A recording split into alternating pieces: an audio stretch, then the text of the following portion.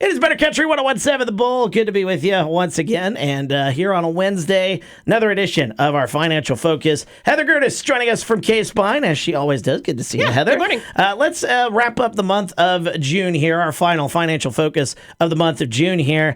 And what are we going to be talking about here today? So this week is emergency scams, and these are those ones that kind of hit personal or emotional wise. Yeah, and I've seen a lot of these here. It's crazy how more common these are starting to get here, especially in these close-knit communities. Right. People, they trust each other, right? Yeah, you do. And you might get a message saying, a family member's in trouble, they need bail money, or your utilities are about to be shut off, you need to pay immediately. And that can make anybody panic in that situation, right? It definitely can. And that's what they're counting on.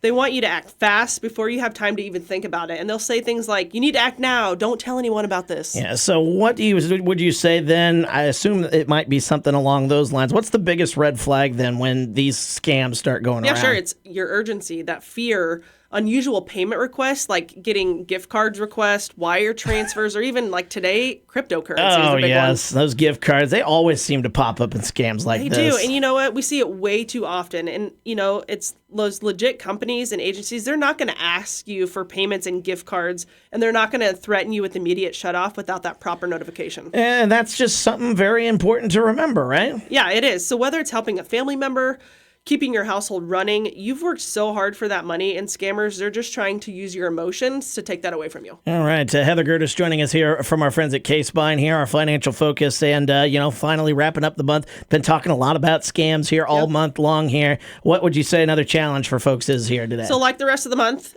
we talked about, it's pause.